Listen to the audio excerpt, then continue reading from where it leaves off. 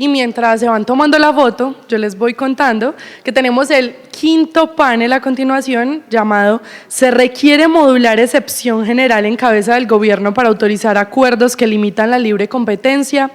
Nos acompañan los doctores María Catalina Gastelbondo Chiribí, asesora del despacho de la Superintendencia de Industria y Comercio; Carlos Andrés Uribe Piedrahita, socio en Uribe Yañez Asesores Legales, director del Departamento de Derecho Económico de la Pontificia Universidad Javeriana; Gustavo Balbuena Quiñones, socio en Balbuena Abogados; Carlos Esguerra Cifuentes, socio en Bermúdez y Esguerra Abogados. Bueno, muy buenas tardes a todos. Agradecer a la ACDC, a toda su junta directiva, al doctor Felipe Serrano, a Claudia Miranda, a Kelly Lidueñas por todo el esfuerzo en la organización de este evento. Y bueno, un saludo a los panelistas de esta tarde, al doctor Gustavo Balbuena, ex superintendente de Industria y Comercio, a Catalina Gastelbondo, hoy asesora del despacho, y a Carlos Esguerra, también con experiencia también en la Superintendencia de Industria y Comercio y hoy en el lado de litigio. Muy bien, el panel que tenemos en esta tarde va a tratar sobre las excepciones en materia de derecho de la competencia, una excepción muy particular, que es la del parágrafo del artículo 1 de la Ley 155 del 59, que busca exceptuar la aplicación de las normas de libre competencia cuando se considera que se puede mejorar o contribuir a la estabilidad de un sector de interés general para la economía. Creo que las preguntas van a ser bastante interesantes.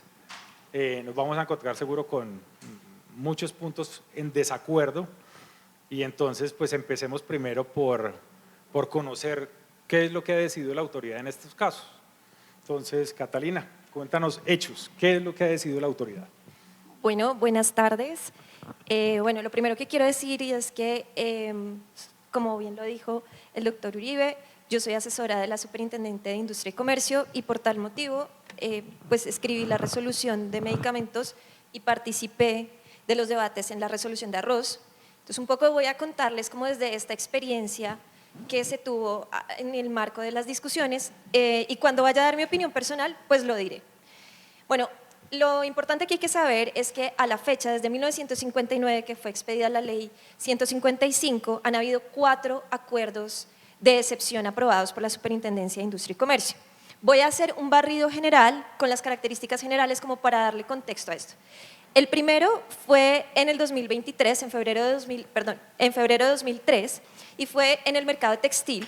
Este acuerdo surge a raíz de una denuncia presentada por una empresa productora de una fibra textil específica que decía que habían unas acciones de dumping por parte de las fibras textiles que venían de Asia.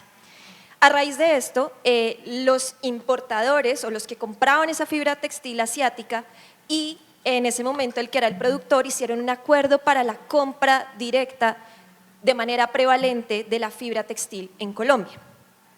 ¿Qué se buscaba con esto?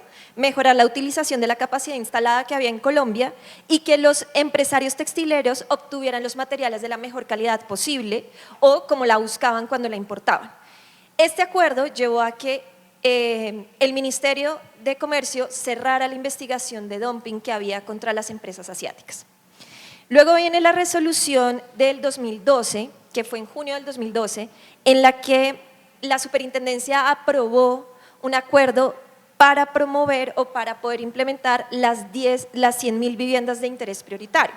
Este era un proyecto del gobierno de entonces Santos, en el que lo que se quería era construir las viviendas de interés prioritario y lo que dijeron fue vamos a autorizar que las empresas que tengan que ver con la distribución, comercialización de cemento, hierro e insumos para la implementación de sistemas hidráulicos en las casas pues pudieran hacer esa adquisición de manera eficiente. Este en particular creo yo que es el acuerdo menos descriptivo de todos, porque el problema que tiene es que es muy general, que va para implementar este proyecto que tenía el gobierno y demás, pero no tiene muchas especificaciones. Es importante tener en cuenta que en estos 2 acuerdos no hay un seguimiento, entonces yo no les puedo contar después de esto pasó algo, ¿sí?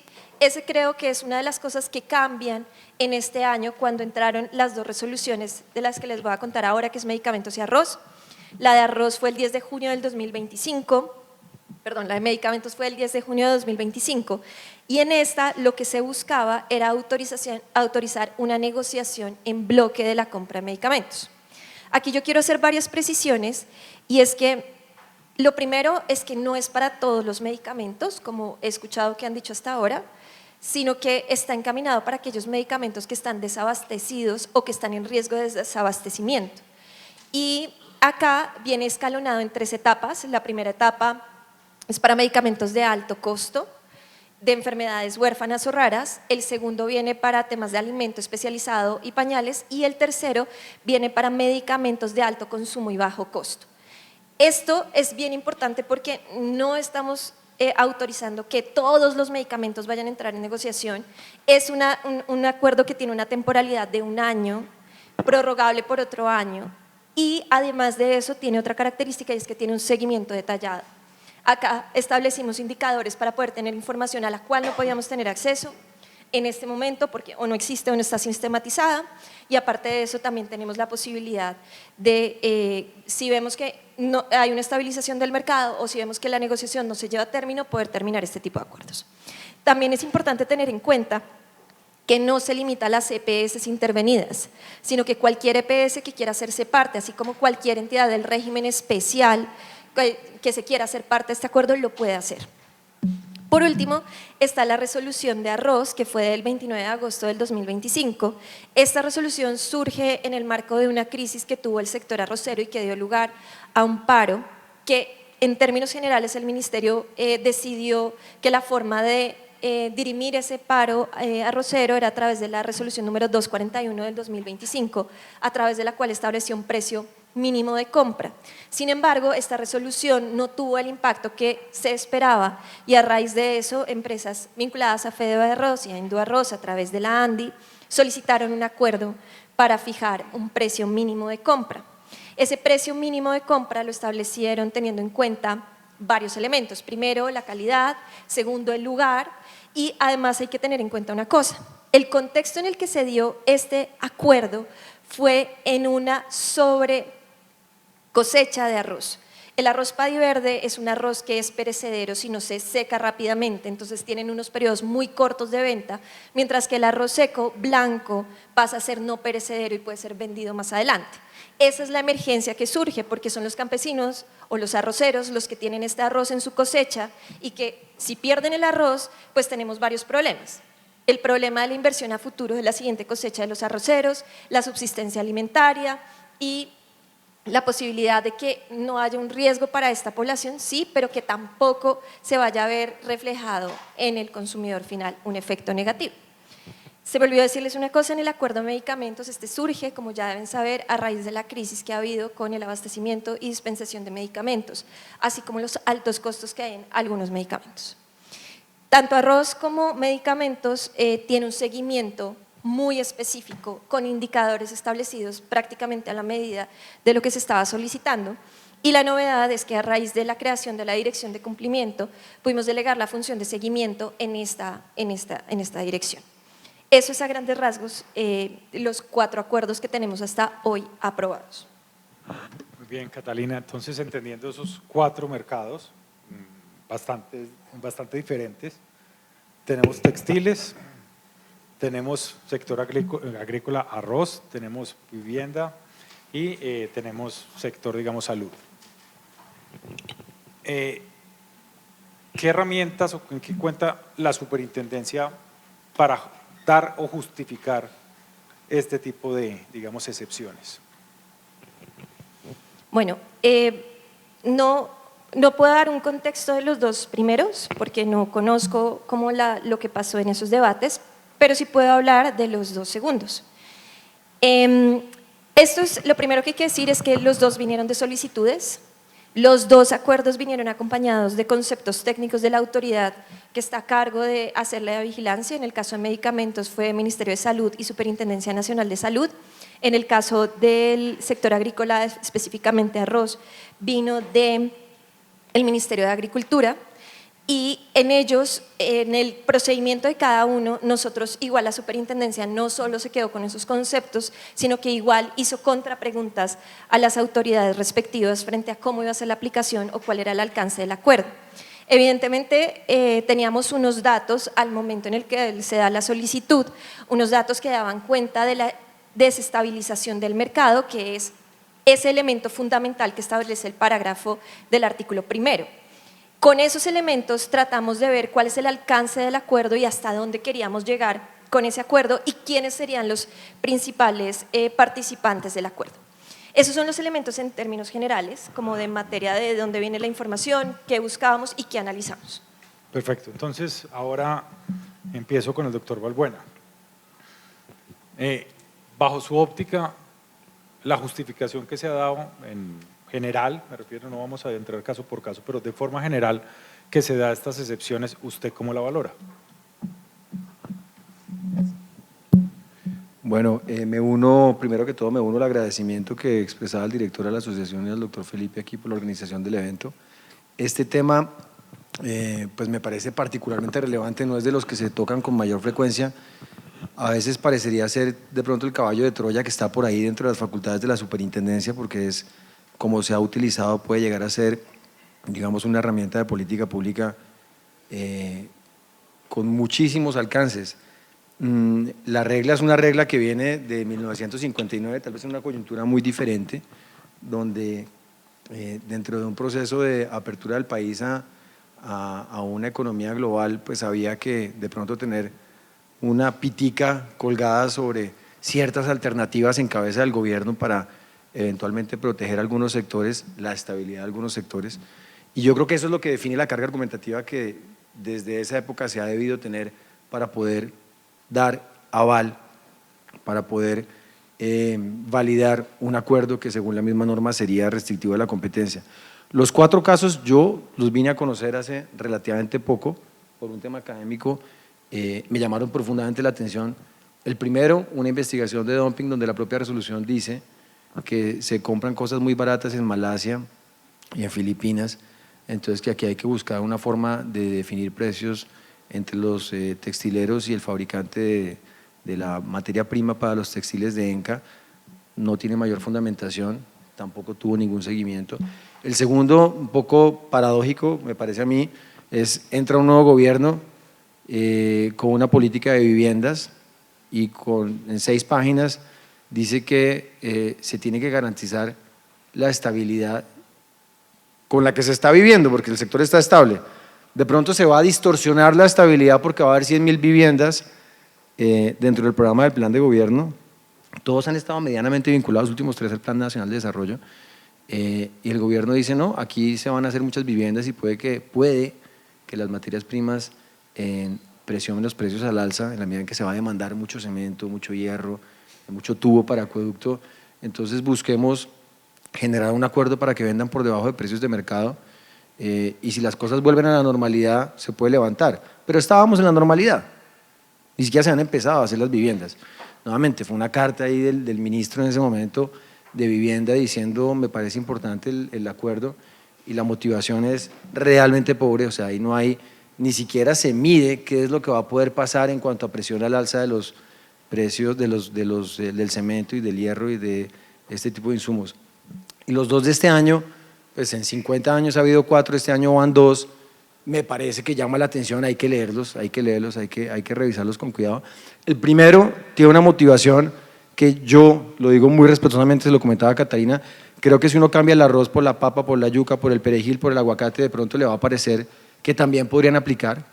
El acuerdo tiene una motivación, la resolución tiene una motivación que creo que toca 7 u 8 factores dentro de los cuales califica la concentración del mercado, la atomización de los productores frente a la concentración de los compradores, el hecho de que en Colombia llueve más el segundo semestre que el primer semestre. En Colombia siempre va a llover más el segundo semestre que el primer semestre. Estos son sectores que tienen estructuras concentradas por definición. Me parece que encontrar en eso la motivación, que el arroz paddy se seca muy rápido, el arroz paddy siempre se va a secar muy rápido, que vaya sobre producción. Colombia cultiva arroz el primer semestre y saca el arroz el segundo semestre. Yo creo que todos los que hemos pasado por la superintendencia Nos hemos tenido que sentar con el señor, creo que todavía es el mismo de Fedearroz, que tiene problemas porque hay muchísimos cultivadores que dependen de la estabilidad de precios del arroz. Entonces, encontrar que eso justifica un acuerdo con una vocación temporal bien corta, porque creo que eso está previsto como para 3 o 4 meses, en condiciones que se presentan en Colombia permanentemente, me parece que frente a su pregunta concreta implica una ausencia de motivación.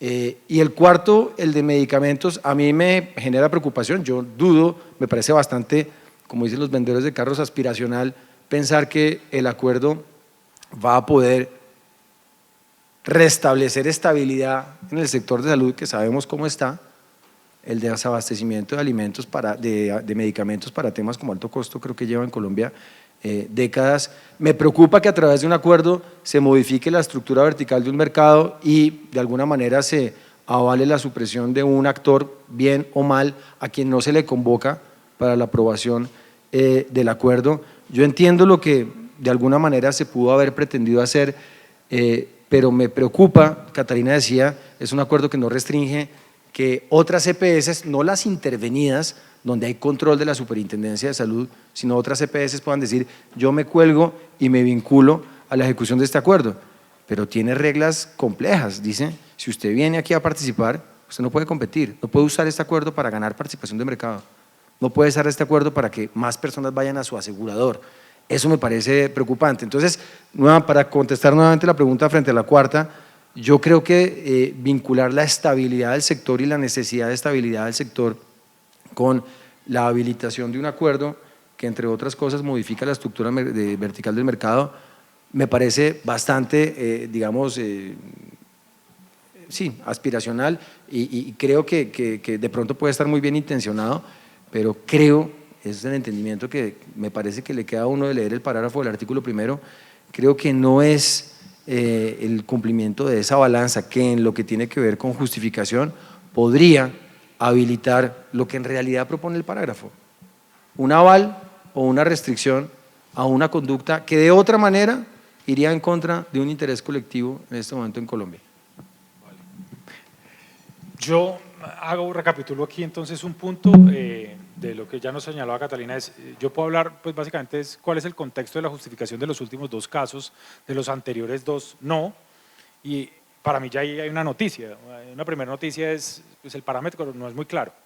Si yo puedo justificarlo hoy porque conozco el antecedente, sé que lo que pasó, he estado ahí y soy testigo de todo lo que se ha hecho, pero hacia atrás se ha utilizado la figura, pero tampoco nos convence que sea sólida su argumentación y eso ya deja una puerta abierta a la forma de utilizar la figura. Desde lo que nos señala el doctor Balbuena es, se usa el mecanismo para circunstancias que son ordinarias de los mercados. Eso permitiría entonces que el mecanismo sea de uso frecuente y en adelante exceptuar vía parágrafo la normativa de competencia, pues se vuelva también, o existe la potencialidad que se vuelva la regla y no la excepción. Eso es un riesgo también que habría que tener en cuenta. Entonces, teniendo eso, le doy la palabra al doctor Esguerra y es, bueno, usted, ¿cómo ve esa justificación tanto desde la norma o qué es lo que ha pasado con esto que a usted le causa curiosidad como mínimo? Gracias. Bueno, un agradecimiento muy rápido a la asociación, al presidente y a la Junta. Siempre para mí es un placer estar acá y con todos mis copanelistas. Yo voy a decir algo muy rápidamente y es, yo quiero empezar devolviéndome un poquito. Yo sí creo que es útil y necesario que un Estado tenga una herramienta para generar ciertas flexibilizaciones en momentos específicos y en casos muy específicos. Yo creo que, digamos, el derecho a la competencia es un derecho de medios, es un medio para un fin, que lo que busca es un mejor desempeño económico y un bienestar, y hay momentos en los que esa aplicación de la competencia puede ser inclusive contraproducente sobre el asunto. Eso ha pasado en Japón, en Indonesia, en Corea, en crisis financiera, crisis agrícola, crisis de todo, en general crisis de la economía como ocurrió en Alemania, con resultados además documentados de que esto, digamos, puede traer un buen resultado. También hay casos que se me parecen, pese a la muy corta justificación del acuerdo de las viviendas, que estoy de acuerdo con eso, son 6 páginas, Pero sí me hizo acordar de un caso importante y es el desarrollo de los ferrocarriles en Estados Unidos, en el que básicamente se dio gracias a la operación de dos carteles, uno en cada costa, y al final un acuerdo entre esos competidores para poderse encontrar en un punto medio, cosa que jamás hubiera sido posible con una aplicación estricta del derecho de la competencia.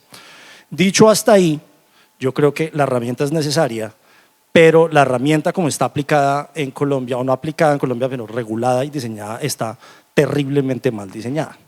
Y es, en mi opinión, un peligro enorme. Empiezo por varios puntos, voy a decir por qué, que son básicamente 4 puntos. Yo primero creo que hay un problema de competencia y de capacidad de la superintendencia. Hay 2 tipos de justificaciones para estos acuerdos.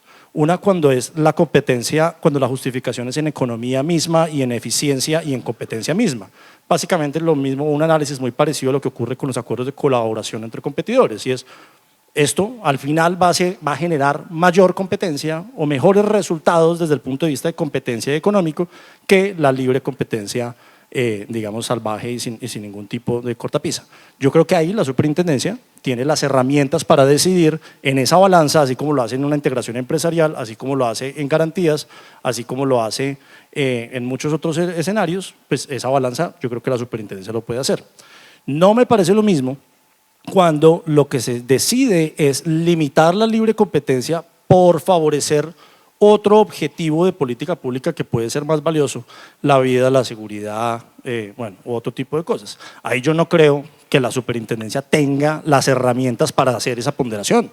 Los que hemos estado en la superintendencia, yo los invito a que piensen, bueno, de todos los que hemos estado, ¿quién sería la persona encargada para definir si es más valiosa la libre competencia respecto del valor de la seguridad nacional? Pues eso tal vez será algo que deberá hacer los órganos reguladores del sector, por supuesto con participación de la superintendencia.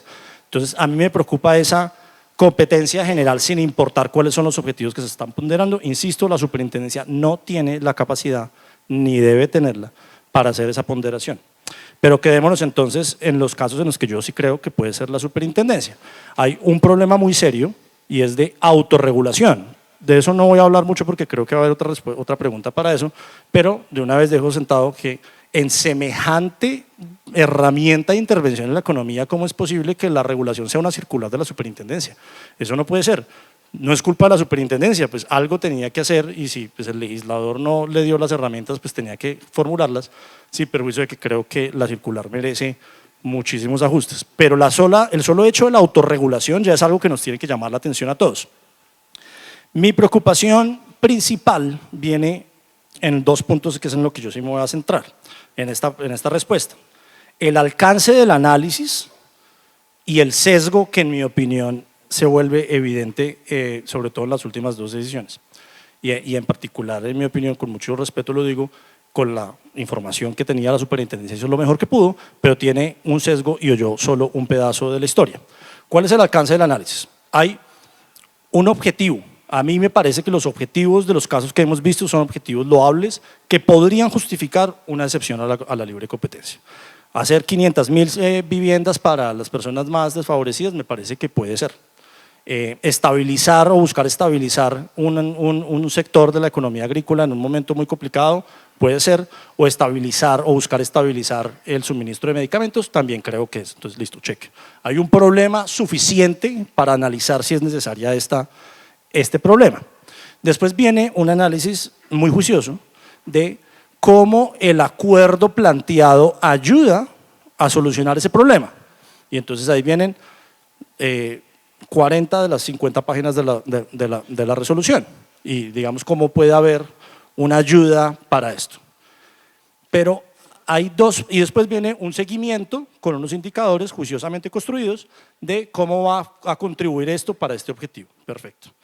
Pero después vienen 2 cosas que la superintendencia, en mi opinión y con todo el respeto lo digo, y hace parte del problema, digamos, del diseño del procedimiento, en ninguna parte nos está contando o está analizando. Primero, un análisis de razonabilidad y proporcionalidad respecto de otras alternativas. ¿Por qué no un subsidio? ¿Por qué no imponer unas tarifas? ¿Por qué no una ayuda estatal de otro tipo? ¿En dónde está el análisis de que este es el mecanismo menos restrictivo y menos dañino para alcanzar este objetivo? Cosa que sí se le exige, por ejemplo, cuando uno quiere que le aprueben una integración o que le aprueben unas garantías o que le aprueben una medida cautelar. Ese análisis de las otras alternativas no está en la resolución y yo creo que es un análisis que es absolutamente necesario.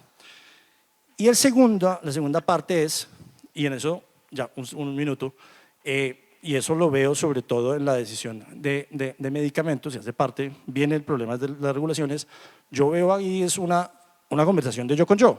Entonces son las EPS intervenidas por el gobierno, hablándole a la Superintendencia de Industria y Comercio, la Superintendencia de Industria y Comercio, que hace parte del Estado, entonces le pregunta a la Superintendencia de Salud y le pregunta al Ministerio y se quedan hablando entre ellos, con mucho rigor, hay que decirlo, pero yo no vi un solo requerimiento de información a un gestor farmacéutico de los que seguramente se va a quebrar con esto, o que se pueden llegar a cobrar, no sé. No hay un requerimiento de información. El efecto, que es la parte que a mí más me llama la atención, cuando la superintendencia dice, el efecto en este eslabón de la cadena que va a ser el afectado, que es el gestor farmacéutico, es citando lo que dijeron las EPS que solicitan la aprobación del acuerdo. Entonces yo sí creo que ahí hay un sesgo que me parece, digamos, preocupante respecto de unos eslabones que no se están teniendo en cuenta, que no hicieron parte de la discusión y un análisis sobre cuál es el costo-beneficio respecto de este eslabón que me parece que nos debería preocupar, no por el caso específico de salud, sino en general por el uso de estas herramientas en el futuro. Bueno, yo tomo ahí un punto que creo que reúne el elemento y es la forma de valorarlo no incluye toda la extensión que debería tener, por ejemplo, un test de proporcionalidad o un test de igualdad. Y tal vez uno de los elementos es también cuando la superintendencia analiza las excepciones, cuando se las presenta a un particular, hay un elemento que es la indispensabilidad, es decir, esto sí es indispensable o existen otros mecanismos menos complejos para lograr el mismo fin. Ese examen no se está haciendo de forma interna, juiciosa, y usted lo señala que hay un sesgo en el punto y es, tal vez yo diría, no sé si es un sesgo, pero falta entonces llamar a todos los participantes para entender en su contexto completo el mercado. Ahora voy entonces a, yo sé que Catalina está que se muere por saltarle a cada uno de los puntos, pero voy a continuar con una parte de procedimiento y después doy toda la oportunidad de responder a cada uno de esos elementos. Frente al procedimiento son dos puntos que quisiera. Uno es, en Colombia existe también el artículo 5 de la ley 1340 del 2009 que autoriza, pues básicamente la superintendencia tiene que aceptar el concepto que emita el Ministerio de Agricultura, es vinculante. La pregunta sobre eso es, ¿eso admitiría algún tipo de excepción de inconstitucionalidad? La misma entidad podría decir, no, un segundo, yo lo inaplico por inconstitucional. Esa se las dejo básicamente por una respuesta sí, no y por qué. Y hay otro punto que me interesa de esta idea procedimental, es si la autoridad de competencia debe ser la encargada de exceptuar su propio régimen. Es decir, el propio régimen de libre competencia que se encarga de vigilar, ¿es ella misma la encargada de exceptuarlo? Entonces, se los dejo esas dos preguntas. No sé, Catalina, si quieres empezar por tu visión de… Voy a hacer súper corta porque quiero hacer la réplica y es, pues la ley es lo que dice. En este momento la superintendencia sí es, más allá si se puede cambiar o no, ya lo podremos debatir. Y con respecto al test de proporcionalidad, yo creo que se hace análisis y voy a la réplica con esa respuesta. Vale, perfecto. Carlos. Sí, yo creo que la superintendencia, siempre y cuando sea una ponderación económica, es quien debe hacerlo, pero debe tener una regulación que no sea su propia regulación. No, dos cosas frente a su punto. El artículo 5 de la ley 1340 me parece que es el fenómeno más malogrado de la ley 1340, desafortunadamente, y creo que afortunadamente no se ha usado sino una vez, que es en este caso, hablar de un concepto vinculante y encontrar una resolución que trata de justificar un tema que es vinculante, a veces llama un poquito la atención. Yo creo que la superintendencia podría apartarse del concepto vinculante, porque primero está la Constitución, y podría dar una especie de excepción de constitucionalidad también a la forma como el Ministerio interprete el artículo 5, pero pues va a ser difícil, la carga argumentativa va a ser brutal. En cuanto al punto del procedimiento, llama mucho la atención en estos cuatro, sobre todo en los dos, yo no veo que aquí nada hubiera impedido que los que decía Carlos, que nos dejó 10 minutos para hablar, que los que decía Carlos que se afectaron los gestores farmacéuticos hubieran podido levantar la mano y decir, esto es una actuación administrativa, yo soy un tercero con interés, convóqueme haga una audiencia pública, yo quiero participar aquí y debatir, se está excluyendo, y lo dice la resolución, a un eslabón de la cadena de esto, pero ellos no, como usted lo dice, pues no fueron escuchados. Pensar que este no es un procedimiento administrativo el que le aplican las reglas del CEPACA, derivado de pues una actuación administrativa que se inicia con un derecho de petición de interés particular, en este caso es una solicitud de las EPS, no impediría que alguien levante la mano y diga yo soy tercero interesado y que la pueda recurrir, no impediría tampoco que, no sé si ya pasaron los 4 meses, que se ejerza un medio de control también de nulidad y restablecimiento sobre esa resolución. La circular puede decir muchas cosas, pero pensar que yo voy a definir un procedimiento administrativo con un alcance como el de la validación de un acuerdo sin que haya la posibilidad de un proceso de contradicción a quienes deberían ser convocados de oficio o podrían levantar la mano para ir al expediente terceros interesados, me parece llamativo. Eso no es culpa de la Super, es la gente que no quiso levantar la mano e ir allá. No veo por qué no aplicaría el CEPACA a este trámite. Me imagino que harían con, por favor convoque una audiencia pública o reconózcame como tercero con interés en una actuación administrativa iniciada que debe ser pública. Acordémonos, la 1340 dijo, las integraciones se volvieron públicas y salieron del ostracismo y salieron por allá de lo misterioso para que la gente opinara por qué esto no podría cumplir el mismo procedimiento, publicar una solicitud de acuerdo bajo parágrafo del artículo 1 y convocar a quien crea que tiene algo por decir. Bueno, Catalina. Bueno. Ahora sí. Yo me voy a tomar una atribución que generalmente no hago y es que voy a ser contestataria. Y es porque uno como funcionario público siempre mantiene las formas, va a mantenerlas, pero creo que voy a decir cosas que probablemente no es para discutir, pero no es para generar discordia entre nosotros, pero sí para discutir. Lo primero es que me parece que lo que han dicho acá magnifican unos argumentos y minimizan otros. Es cierto que el arroz es estacional, es cierto que se produce más, pero también es cierto que hay circunstancias en las que hay una mayor cosecha de arroz que estaba generando un efecto en el mercado negativo, al punto que había un paro arrocero en un momento en el cual se intentó solucionar, y ya respondo la pregunta de Carlos, ¿hay mecanismos alternativos? Claro que los hubo. Salió la circular 241 del ministerio que no fue eficiente, y no fue eficiente porque dijeron que estaba muy caro, que así no lo compraban, que eso, y empezaron las discusiones desde los molinos. Ahora, decir, pero es que el mercado es así, claro, el mercado tiene fallas, pues bueno, el mercado tiene fallas, entonces estamos en mercados oligopsónicos con una oferta dispersa, pero bueno, así es, de malas, eso es lo que hay. O peor aún, en medicamentos, no, pues medicamentos hay monopolios, oligopolios, una inelasticidad de la demanda, pues nada, pues sí, así es la vida, porque estamos en la escuela de Chicago y no podemos dinamizar los debates para hacer una ponderación. Entonces lo que a mí me preocupa, y yo oí a María Claudia que dijo, qué bueno que la superintendencia dinamiza eso, y es porque sí, si nos quedáramos en esos debates, estaríamos enquilosados en, no sé qué hacer, ¿será que sí me di suficiente el mercado? ¿Será que los acuerdos, como tú decías, de colaboración entre competidores, sí tienen todos los elementos que van a mirar los efectos beneficiosos al consumidor? Una de las cosas que a mí me parecen interesantes es que decían, claro, es que usted fijó un precio de compra de Paddy Verde que va a afectar al consumidor final. ¿Cuándo nos va a llegar el arroz que se compró hoy a nuestra casa? Si lo hubieran comprado barato, entonces en un año que nos llegue a nuestra casa, sorpresa, descuentos porque hace un año compré Paddy Verde barato. O sea, es una pregunta que yo se las hago, y es ¿cuántas veces cuando ha bajado el precio de los insumos ha bajado el precio en el supermercado cuando nosotros lo compramos? Eso es de esas cosas que yo digo, ustedes tienen razón, yo tendría que poder hacer una proyección si tuviera todos los datos de manera rápida, ¿sí? Claro, ustedes dicen, abra audiencia pública y llame a todo el mundo, como si eso pasara en algún lugar, como si eso lo dijera el código en algún lugar. Y en todo caso, si yo llegara a hacer eso y yo dijera, listo, abramos audiencia pública, realmente el problema es cuál es el límite también ahí.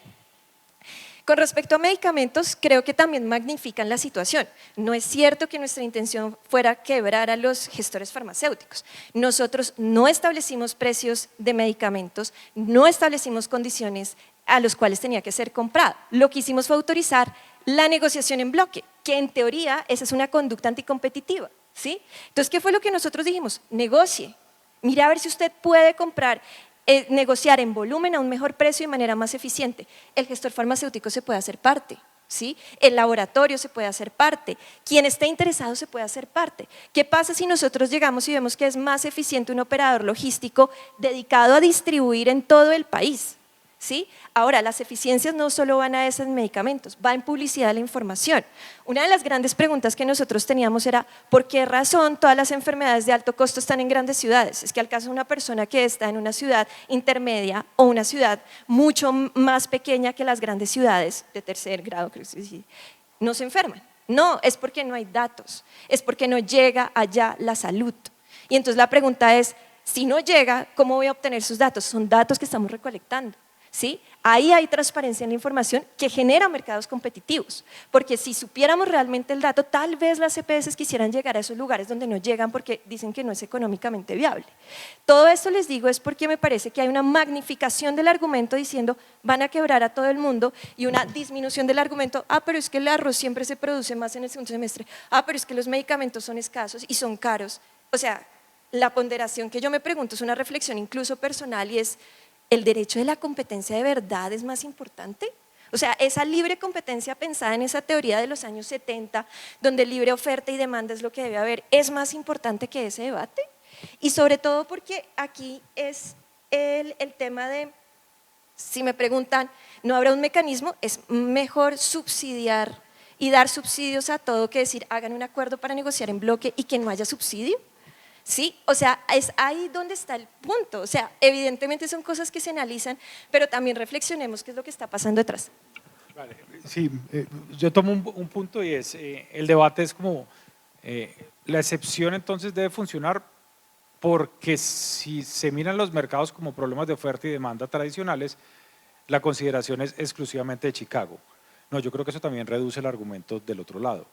Y es que, no, también lo reduces al extremo y termina siendo un punto es que la información porque no la tengan los otros y yo tampoco la tenga, yo tengo la razón. Que ese es uno de los elementos que está como en el argumento y es, yo no la tengo, la estoy intentando construir, pero genero la excepción. No, pues lo que nos dice es, el principio que dijo la Constitución es el otro, claro que sí se puede hacer la ponderación, pero tampoco está mal pensar en las otras circunstancias. Y ahí es donde está el punto de la indispensabilidad, es decir, ¿qué otros mecanismos? No puede que la respuesta al final sea, sí, el mejor mecanismo es este, pero sí se debería valorar. Y ese es tal vez el punto de ausencia que hay. Me devuelvo en la ronda. No, muy rápido. Lo primero, a mí me parece indeseable y peligroso que hables, y sobre todo que pensemos en Colombia que los paros pueden ser motivación de decisiones administrativas como esta. Creo que eso es algo que está pasando cada vez con más frecuencia y me parece, voy a ir muy concretamente, me parece que eso es realmente indeseable. El tema de los otros mecanismos, hay uno buenísimo que existe desde antes de la Constitución, la Ley 81 del 88, que fue lo que intentó hacer el Ministerio con vigilancia de precios, con libertad controlada, con libertad regulada, con control de precios, que me parece que puede funcionar cuando hay precisamente en ese sector problemas en el proceso de formación de precios. Si el proceso de formación de precios en sectores como el del arroz, que tiene muchísimos cultivadores y pocos compradores, se está alterando porque el precio no transmite al consumidor, hay un problema de competencia. Y creo que hay herramientas que tiene la propia superintendencia para mirarlo y la información sobre ese proceso debería ser que el propio mercado regulara esa afectación de precios que se genera en el segundo eslabón. ¿Dónde está la norma? Te lo digo, eso está en el título tercero, capítulo primero del CEPACA, dice cómo se instruye la actuación administrativa y ahí está tanto la intervención de terceros como el tema de audiencias públicas. Sí tiene un soporte y tiene un soporte clarísimo, por lo menos desde el 2011. Y lo otro es que sí creo que pensar en que, yo entiendo lo que dice Caterina y es cierto, aquí hay muchas cosas por hacer. Yo no sé si esa política pública le corresponde a la Superintendencia de Industria y Comercio o de pronto le corresponda a un Plan Nacional de Desarrollo y a un gobierno que ejecute a través de las diferentes carteras políticas que solucionen problemas. No sé si la tarea sea de la super para volver la excepción la regla. Y el tema del artículo 5 sobre el concepto del ministerio como motivación, repito, me parece que la motivación de eso ojalá sea de la super y no necesariamente sea del ministerio por más que el concepto sea vinculante. Ya como para cerrar, es el punto de las normas de competencia, por lo menos en Colombia, se aplican para unos fines. Y esos fines son la protección del consumidor, la eficiencia económica y la libre participación de la gente en el mercado. Así se aplican. La pregunta es, ¿la excepción también debería consagrarse según esos mismos fines? ¿O ya cuando aplicamos la excepción, esos fines ya no hacen parte? ¿Y por qué hago la pregunta? La excepción nos puede llevar es a que sea el consumidor el consumidor final el que pague la cuenta. Mi pregunta está ahí, es si esos deberían ser los fines, la superintendencia puede encargarse, así no sea notorio, no lo digo para el caso entonces del arroz, no lo pensemos en el caso del arroz, no pensemos que el caso del arroz va a terminar en que efectivamente iban a bajar los precios, pero si es que la estabilidad del sector lo que va a promover es que el consumidor pague la cuenta, eso le correspondería a la Superintendencia de Industria y Comercio. Yo frente a eso tengo la duda. Yo creo que la superintendencia sí debe decidir en esos fines y es parte de la ponderación que estoy diciendo y respondo un par de cosas de lo que dice Catalina y hago una aclaración además importante. La primera pregunta que hace Catalina es el derecho de la competencia más importante que los otros objetivos que están ahí? Desde el principio dije, no necesariamente. Para eso sí es importante que haya una herramienta, pasa que es una herramienta que en Colombia veo mal diseñada desde la legislación, cosa que no es culpa de la superintendencia. Dos, yo quiero hacer una aclaración. Yo no dije en ningún momento que la decisión de medicamentos fuera para quebrar a los gestores, jamás dije eso y no lo creo. Lo que sí estoy diciendo, y eso lo reconoce la superintendencia, es que el efecto puede estar ahí. Y más allá de decir que puede estar ahí, no veo un análisis de cuál es ese efecto y cómo se mitiga, cómo se compensa y por qué es mejor una decisión que la otra. Y lo último es respecto de la ponderación. Yo no estoy diciendo que la medida necesariamente esté mal diseñada, yo creo que está, de hecho creo que está trayendo algunas eficiencias, pero sí creo que la resolución debería completar el análisis ponderando todas las alternativas, diciendo por qué las otras no, como pues bien nos explicas algunas que no fueron, pero eso creo que debía estar en la resolución, y el análisis de dónde está el efecto negativo, porque los acuerdos entre competidores tienen un efecto negativo, y cómo lo vamos a compensar, cómo lo vamos a manejar y por qué ese eslabón lo debe recibir. Pero nunca dije que era para quebrar los financieros. Bueno, mi réplica es, primero a tu pregunta, por ejemplo, en el caso de los medicamentos, pues claramente el primer beneficiado que todos esperamos que sean los pacientes, y es que tengan los medicamentos a tiempo y en la entrega en cómo debe ser dispensado. Con respecto al arroz, este es un tema que sí me genera mucho debate. Yo honestamente no creo que alguno aquí levante la mano y diga cuando el insumo baja de precio, todos los productos finales bajan de precio. Eso tampoco lo veo y además la superintendencia al momento de establecer el precio mínimo de compra tuvo en cuenta factores históricos, o sea, tampoco es que haya subido excesivamente el precio como para que el consumidor final viera una alza exagerada en el precio de arroz. Y con respecto a la ponderación, yo creo que sí hay ponderaciones, tampoco creo que tengamos esa carga excesiva de mirar todos los mecanismos posibles antes de llegar a la libre competencia. Yo creo que el mecanismo de la libre competencia podría llegar a ser el menos el menos que afecte el mercado directamente, como sería una regulación de precios, como sería un subsidio, que yo creo que eso sí tiene un impacto modificatorio grande en la estructura del mercado. Y aparte de esto, tengan en cuenta, estos acuerdos son temporales y en los últimos hay un seguimiento detallado prácticamente mensual o menor.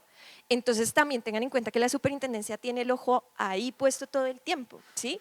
Porque no es nuestra intención modificar de manera negativa el mercado y tampoco es nuestra intención crear escenarios que faciliten acuerdos anticompetitivos que no hayan sido previstos en el acuerdo. Por eso mismo, por ejemplo, en la de medicamentos, el numeral, el considerando 10º dice, tenga en cuenta que yo sé que usted puede hacer esto, lo voy a estar vigilando. ¿Sí? Listo. Yo me voy a meter en un punto y es el contrafactual de esto, ya se le pasó a usted, el contrafactual de esto. El hecho de que si bajan los insumos no necesariamente baja el precio, no implica que si suben los insumos no va a subir el precio. Entonces, si suben los insumos, sí hay una probabilidad de que suba el precio. Y el problema entonces sí estaría ahí, es lo que me refiero, el consumidor va a pagar eso.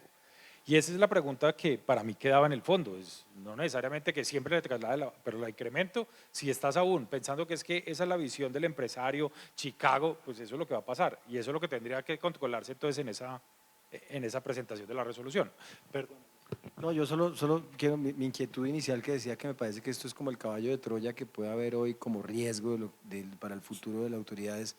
yo estoy empezando hasta ahora a usar los mecanismos de inteligencia artificial, un gran escepticismo todavía, pero me llama la atención si uno cogiera estas dos resoluciones, y lo digo muy objetivamente, y las metiera en un tema de ChatGPT, una cosa de esas más modernas, y le preguntara, busque con esta carga argumentativa, busque que me aplique para el pan, para la leche, para los huevos, para la ropa, para los carros, para las llantas, para el asfalto, para los postes, para las gafas.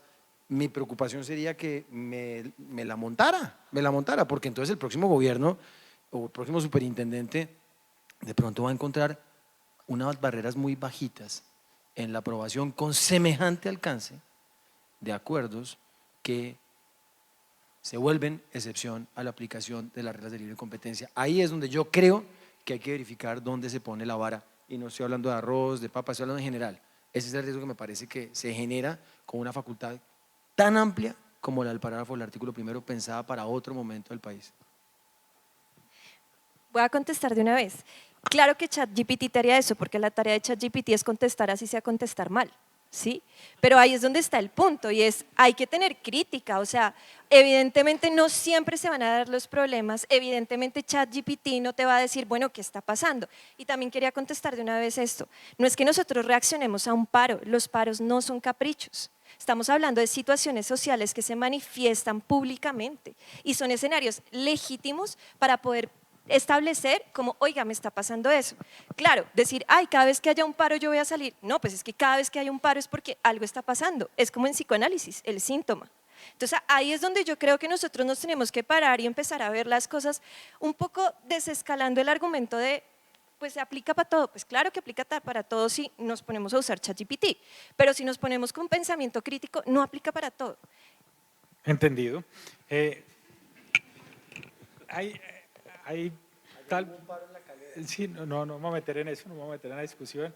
El punto es, creo que para ir hacia el futuro, con la experiencia. Bueno, aún consciente de que el ejercicio se hizo seriamente, consciente de que el ejercicio se hizo porque se necesitaba, consciente de que los efectos que se pensaban en su momento son los deseados también desde la competencia. ¿Cómo se puede mejorar esto? Porque viene el punto, es, si hablamos de la circular sí es una guía para esto. Es decir, cuando te enfrentas desde la circular única y ves los elementos que dices, ah, no, aquí lo tengo resuelto. Entonces, si eso no es el instrumento, ¿qué hay que hacer para mejorar? ¿Lo trabajaste? O sea, ¿con qué dificultades te encuentras? O sea, mi confesión es que este es el caso más difícil que yo he escrito, yo creo que en todos los años que he estado en la superintendencia, porque no tenía de dónde agarrarme o mirar qué hacer. Un poco traté de irme a experiencias internacionales, traté de ver cuál era la mejor solución, y con los economistas nos sentamos a pensar cómo mitigamos riesgos, cómo vigilamos más y cómo capturamos la información que no tenemos en este momento, pero es un tema de información generalizada, no es como que no la requerimos, es que no hay.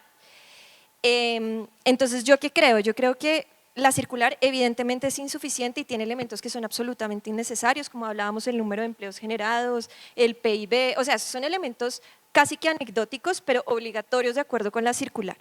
Entonces, ¿yo qué creo? Yo creo que es un tema en construcción, yo creo que podemos hacerlo desde la experiencia. A mí me encantaría sentarme con las personas que escribieron textiles y que escribieron el de vivienda, para poder empezar a construir como esas buenas prácticas y experiencias y poder decir como, bueno, si a futuro, ¿qué otras cosas yo haría o yo vería? ¿Sí? Vale. Y bueno, y también temas de procedimiento, estoy de acuerdo, tampoco tenemos muchos elementos de donde… Perfecto, o sea que este es un tema en construcción y por lo tanto se admite tanto los riesgos como los buenos oficios de la entidad, es decir, no hay un extremo de un lado ni un extremo del otro, pero se entiende por qué el panel, se entiende por qué puede generar esa discusión. Y sobre todo esto ya para en los 2 últimos minutos que nos queda algo más suave, y es que también la circular única dice a quién no se aplica, es decir, cuándo no se va a generar la excepción, y establece elementos particulares. Si hay una investigación, si ya el acuerdo empezó, pero entonces el pensamiento de esto es, pero ¿cómo así? Esto no es por la estabilidad de un sector general de la economía o de interés general de la economía, o sea que todos nos vamos a perder de ese gran beneficio porque 2 hicieron un acuerdo o porque hay una investigación en curso. ¿Eso se puede explicar? No. Ah, bueno. No tiene ningún sentido. Y creo que la conclusión viene en la misma pregunta. Es absurdo si esto es tan importante como lo es, pues ¿cómo así que el resto vamos a tener que cubrir con eso porque hubo 2 cartelizados o porque a la superintendencia consideró que había 2 empresas cartelizadas, si aquí hay un objetivo más grande que este? No, sí, claro, la respuesta es no, entre otras cosas porque no sé qué tipo de validez pueda llegar a tener la circular de la superintendencia para generar excepciones a la aplicación del parágrafo, sí, o sea, del parágrafo de la ley, sería muy difícil. Ahora, evidentemente, ese es un tema de un interés colectivo, como lo decía Carlos también, se pondera con el de libre competencia. Discusión interesante del sector básico de la economía, porque pues hay una línea de que puede ser un sector básico de producción de bienes y servicios, como dice la norma, de interés para la economía en general. Parece otra pregunta difícil. Preguntémosle a ChatGPT, ¿qué bien o qué servicio podría llegar a no ser considerado mañana crítico o de interés para la economía general? Yo creo que cabe casi todo. Robledo, que se acaba de parar, hubiera dicho las bolas de golf, porque él siempre tenía ese ejemplo de que jamás iba a investigar un cartel de las bolas de golf. Y estoy de acuerdo, ese creo que es un ejemplo, pero es muy difícil pensar en otro, estoy de acuerdo. Bueno, muchas gracias a todos, de verdad. Cata, una nota tenerte acá. Muy importante, y esto para terminar, muy importante tener a la autoridad abierta a esa discusión, a defender el punto y que esto ojalá sea pues, una invitación para la autoridad en general. Es decir, hay una resolución que se hizo, está a nombre de la entidad y pues, podemos también hablar de ella y defenderla y no pasa nada. Es decir, construir hacia adelante. O sea, Catalina, muchas gracias. No, gracias a ustedes.